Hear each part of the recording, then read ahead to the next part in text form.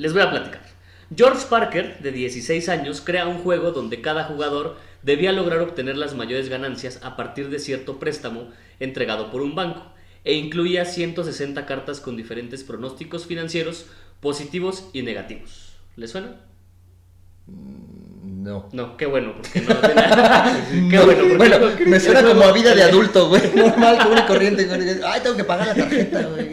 El juego se llama Banking y se hizo en 1883 por Ok. George Parker. Lo trató de vender en 2 compañías jugueteras de Boston sin éxito y después decide publicarlo él mismo. Y después de vender 12 ejemplares, decidió abrir su propia compañía, a la cual llamó The George S. Parker Company. Ok. Esto pasó en Salem Ok. en 1883. ¿En qué? 1883. Ok. ¿Ok?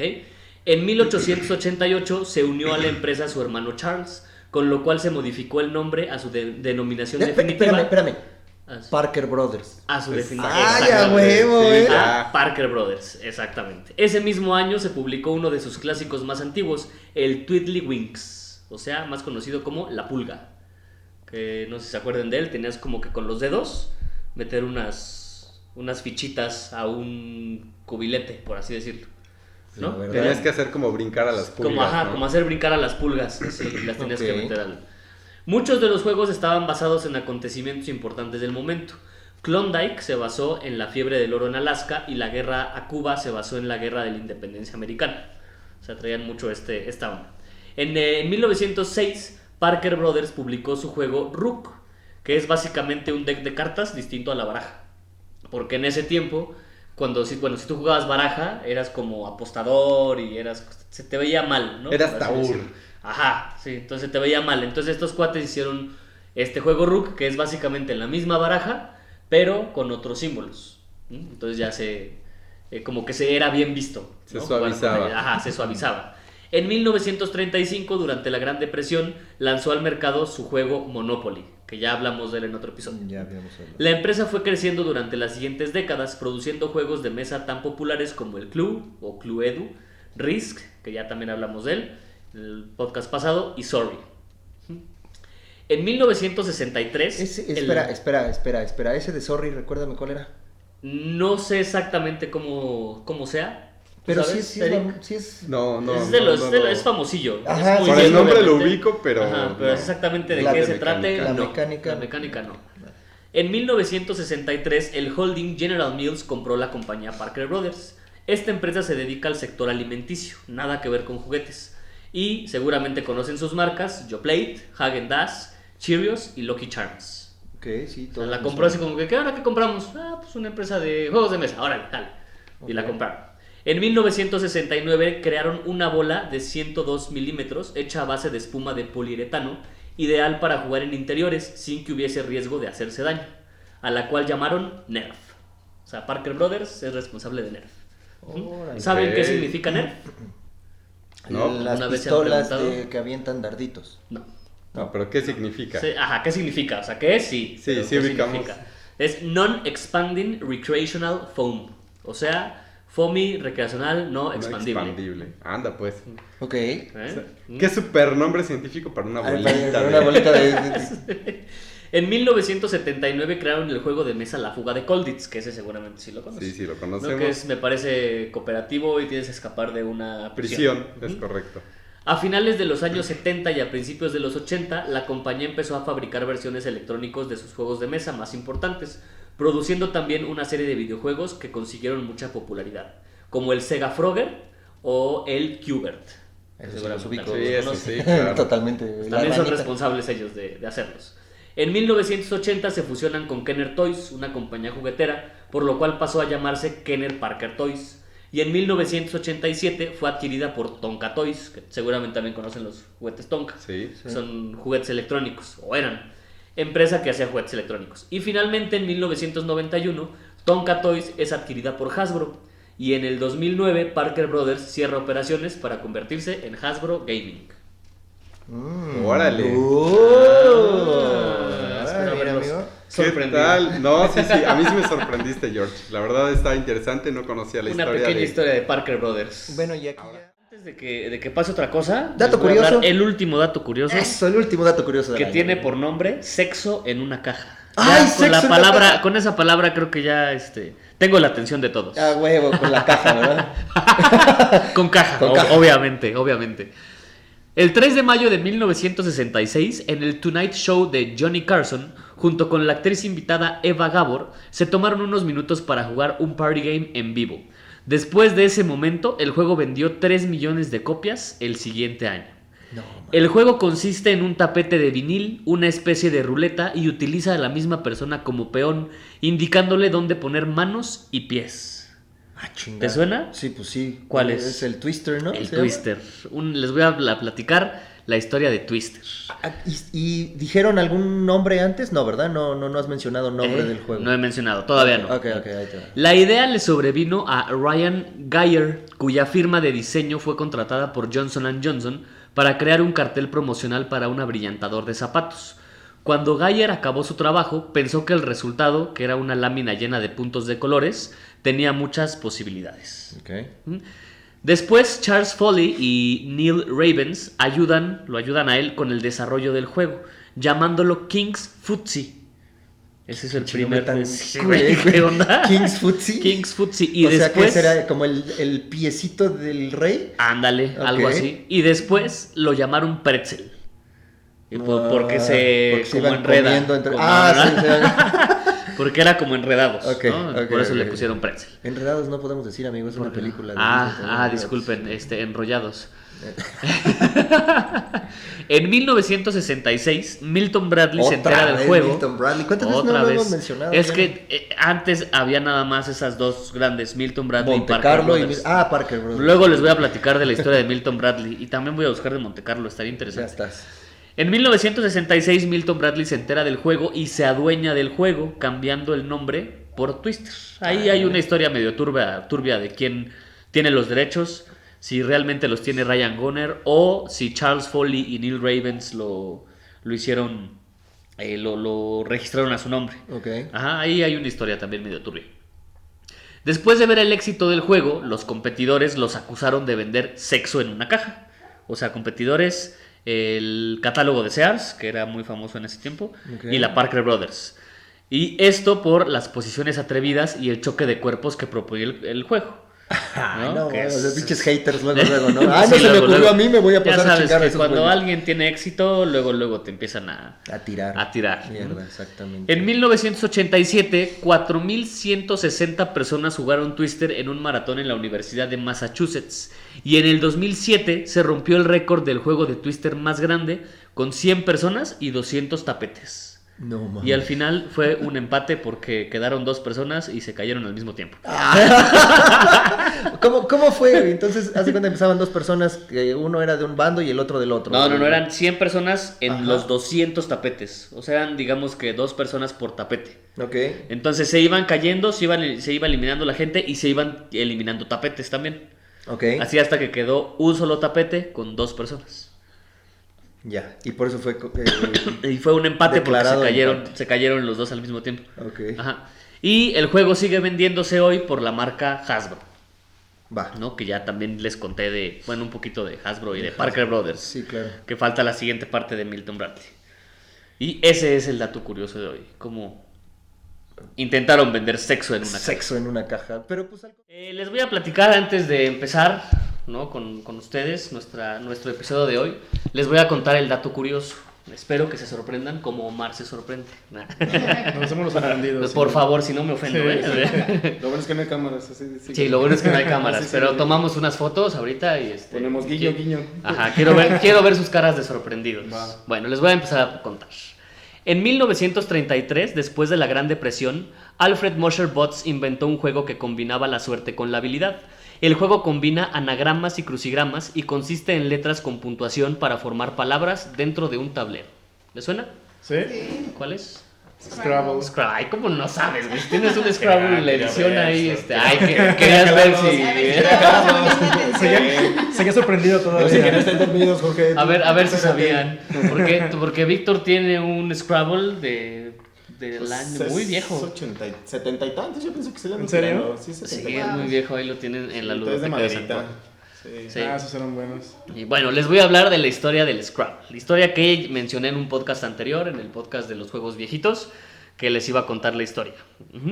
Entonces, Alfred Mosher Botts fue un arquitecto que vivía en Nueva York, que después de quedarse sin trabajo y no tener éxito como pintor, consiguió un trabajo de medio tiempo como estadista.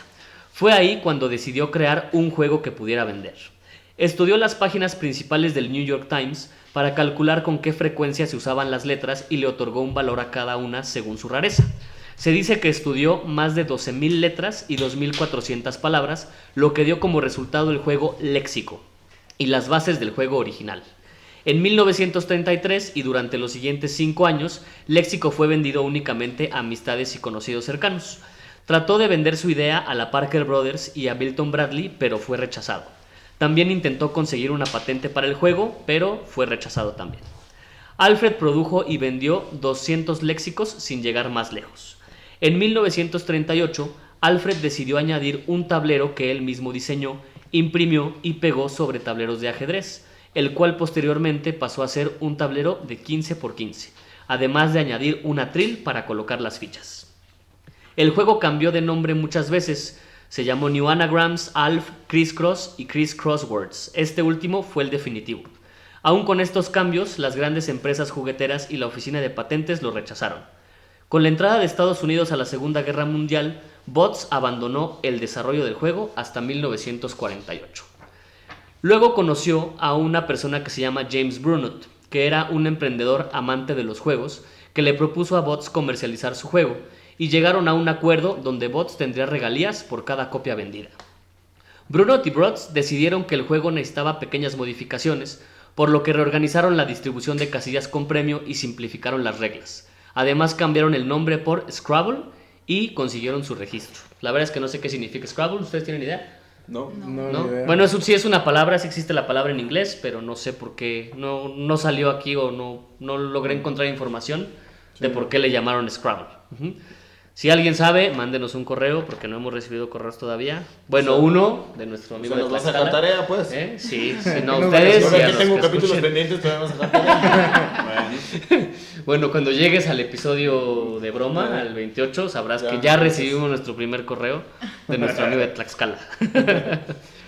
Desde 1949 y hasta 1952 no tuvieron ganancias con la venta de Scrabble, por lo que Brunot decidió tomarse unas vacaciones para decidir el destino de la empresa.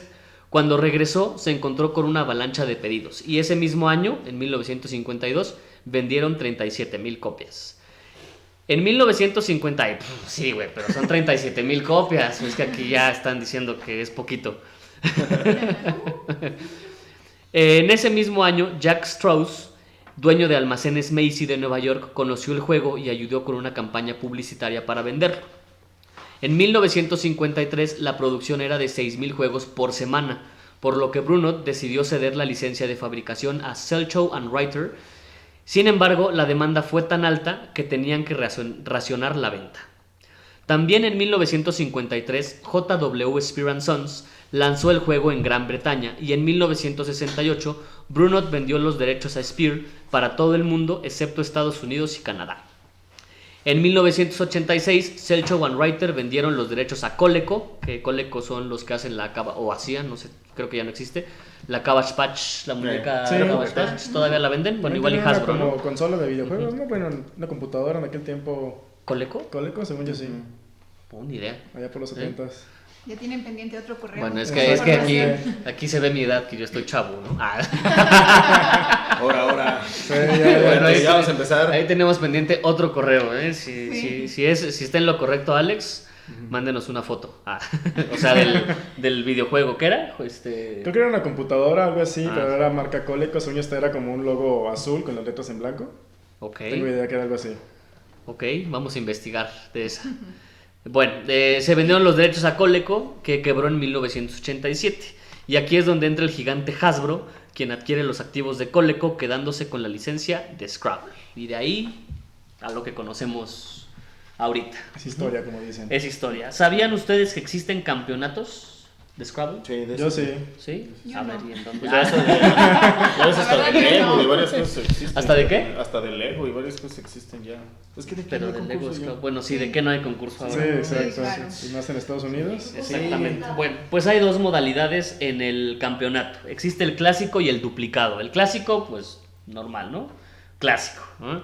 Pero en el duplicado juegan todos con las mismas palabras. O todos ¿Eso con se las empalma? mismas fichas. Bien, fichas. Sí, es el que se exactamente. empalma, ¿Que ¿no? se empalma? No sé. Las fichas. Creo que sí, ¿no? No sé, bueno, en este caso, haz de cuenta, tú empiezas Yo no lo jugué con yo. 6 letras, yo empiezo con 6 letras, tú con 6, pero todos con las mismas Las letras. mismas Ok. letras. Ajá, entonces hay que sacarle la mayor puntuación. O sea, hacer una palabra con esas letras que sea la mayor La mayor puntuación puntuación. posible. Claro. Ajá.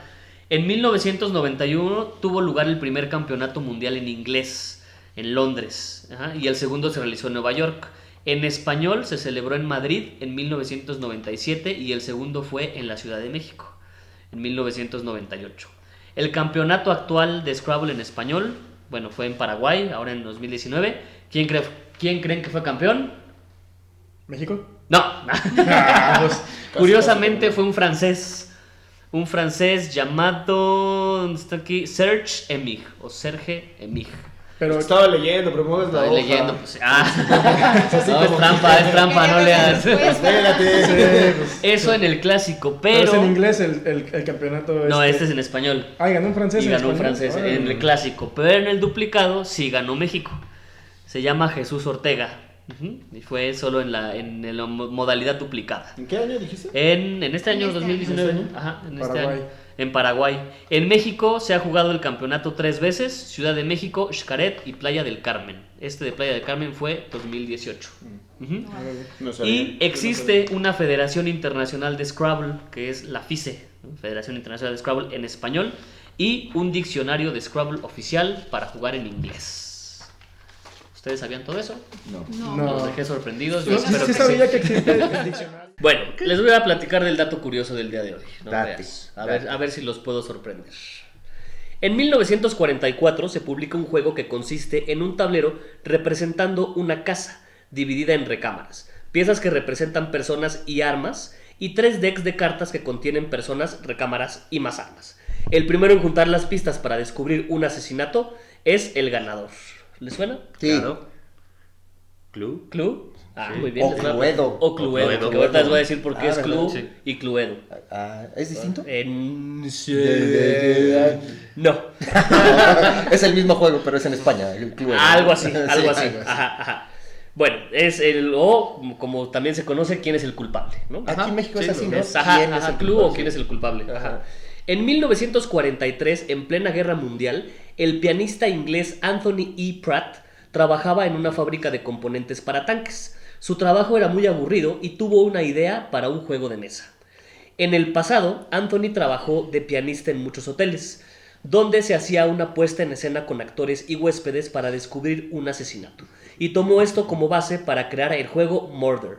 Durante 1943 diseñó los personajes y las armas, y su esposa Elba lo ayudó con el diseño del tablero. No sé si vieron Malcolm el del medio. Hay un capítulo donde Francis trabaja en un hotel y hacen una puesta en escena, se supone, de quién es... ¿Quién mata a alguien? ¿Tú sí lo has visto? Ajá. Es bueno, algo así. Antes era muy conocido eso, o lo hacían en muchos lados. Fíjate que yo toda mi vida creí que ese juego era basado en algo de Agatha Christie, güey. Ajá, parece de... Porque De es hecho, muy al también, estilo, ¿no? también tiene Sí, algo sí. por ahí. Ajá. ¿Qué? Después ya también ¿Qué tiene algo por ahí, güey? No, por ahí nada. Ah, ok. No, pero sí, también algo de eso tiene. Sigue leyendo. En 1944, Anthony registra la patente y su amigo Geoffrey Bull le presenta a Norman Watson. Norman Watson era director de Waddington, una empresa que fabricaba, o editaba juegos de mesa y juguetes. En 1945, Anthony le muestra el juego a Watson, quien inmediatamente vio una mina de oro.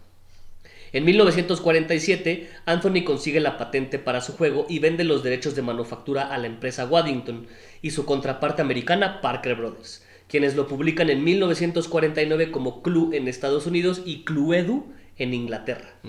O aquí está la diferencia. Cluedo es una unión de dos palabras, clue de pista y ludo del latín yo juego.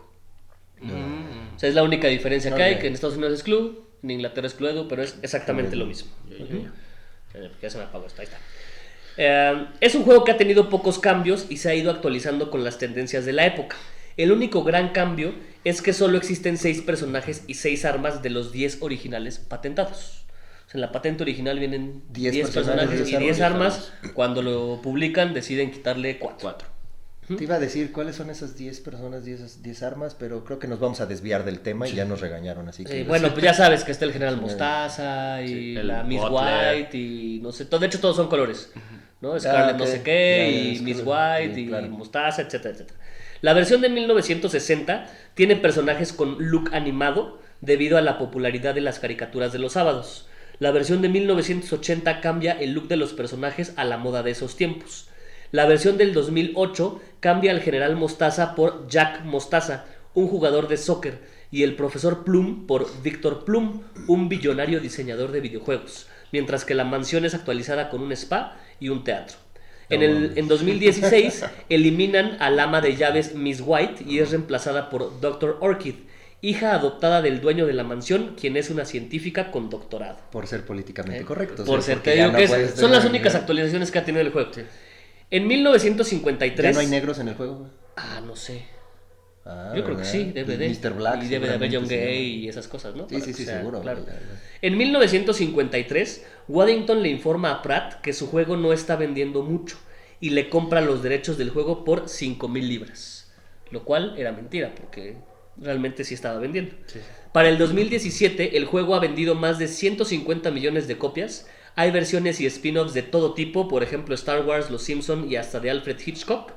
En 2017 gana un lugar en la National Toy Hall of Fame y la familia no ganó absolutamente nada de esa lana. Qué poca madre. Porque los vendió por 5,000 libras y hasta ahí, que en ese tiempo pues era bastantito. Bueno, en ese tiempo y ahorita, ¿no? Creo que también es bastantito. Sí, pues sí. ¿No? Han pasado 71 años desde la publicación del juego y la única pregunta a resolver es ¿por qué motivo mataron al señor Body? O al Dr. Black, que es como se le llamó originalmente. Ahí está, ya ves, Black. Y era Black. Está bueno, ¿qué sigue, amigo? Tu les dato del día, güey, por favor. Que yo espero sorprenderlos. Ya nos estamos sorprendiendo antes de que nos digan. Sí, en vez de un wow, que coño. Joder, no me lo esperaba. A ver si es cierto. Ahí les va. En 1890, George Howard Monks, con ayuda de E.E. Horseman, una juguetera de Nueva York, publicaron un juego para 2 personas que consiste en un tablero dividido a la mitad con una pared removible. Cada lado tiene 9 espacios y cada jugador tiene 18 soldados, 3 cañones y un capitán. ¿Les suena o les doy una pista? Dame una pista. Una pared removible. Ajá. Pista. El juego consiste en acomodar 3 cañones y 6 soldados en los espacios disponibles. Después la pared se quita y si un cañón está enfrente de un soldado, este soldado muere y es eliminado. El primer jugador en quedarse sin soldados pierde. ¿Ya le suena? Estratego, ¿no? Así como dice. No, No es estratego. No. Minecraft. El juego se... Monopoly. Güey, no. El juego se llama Basilinda. Basilinda. Pero de este ya ven. Este juego no les voy a hablar hoy. Este juego es un background para el siguiente juego. Se dice que este juego, Basilinda, fue la inspiración para que Clifford Von Wickle en 1900 diseñara un juego pen and paper, o sea, en papel, que se juega con lápiz y papel, el cual consistía en una hoja de 10 por 10 con coordenadas, o sea, las filas y columnas tenían una letra y un número. Los jugadores debían dibujar 10 barcos de distintos Después cada jugador indicaba una coordenada y se registraba en la hoja. El jugador que hundiera o le diera a todos los barcos era el ganador. ¿Este sí le suena? El hundir la flota. Una película. El hundir la flota. Así se llama, el hundir la flota. Aquí en México se llama submarino. O Battleship. Esa es la historia de Battleship. Battleship. Ajá. Que hablamos la semana pasada en el de películas, que hay una película basada en ese juego. La primera versión comercial fue publicada en 1931 con el nombre Salvo por Starex Company. Durante los siguientes 10 años se publicaron más versiones, las cuales se llamaron Combat, The Battleship Game, de Strathmore Company, Broadsides, a Game of Naval Strategy, de Milton Bradley, Warfare Naval Combat, de Maurice L. Friedmans, y Wings, de Strategy Games Company. Esta última no utilizaba barcos, utilizaba aviones. Y todos estos tenían algo en común. Todos usaban bloques de papel prepintados. O sea, no era el juego como se le conoce ahora. En 1967, Ed Hutchins de Milton Bradley desarrolla la versión de plástico con pequeñas clavijas. Y de ahí, para lo que conocemos ahora. Sí, claro. Ya hay el juego no algunos ha cambiado, de ahí ya sacaron versiones de electrónica. de hecho, en 1977 Milton Bradley saca una versión electrónica y en el 89 publican una versión que habla. No sé cómo sea, pero Hundido. juego habla. Puede ser. Claro. Hay versiones en videojuego para Xbox, PlayStation, Nintendo DS y aparte sacaron su película. Ya, bueno, claro. Yo no he Ya jugado vimos. nunca en tablero, siempre he jugado con libreta. ¿Ah, sí? ¿Con libreta? Siempre. En la escuela. ¿Ah? De un lado a otro. Ajá, Jugaba sí. Y le mandabas con el compañero, o sea, ponías el papelito y te lo Ah, tachaba. O sea, el Dos. profesor hablando ahí, dando su clase, y tú. tus güeyes jugando. Dos. Pues sí, justamente así, así se jugaba, así empezó el No, juego. amigo, cada vez nos sorprendes ¿Qué me gané? más A ver. con tus pinches. Te has ganado. Wow. No, un coño.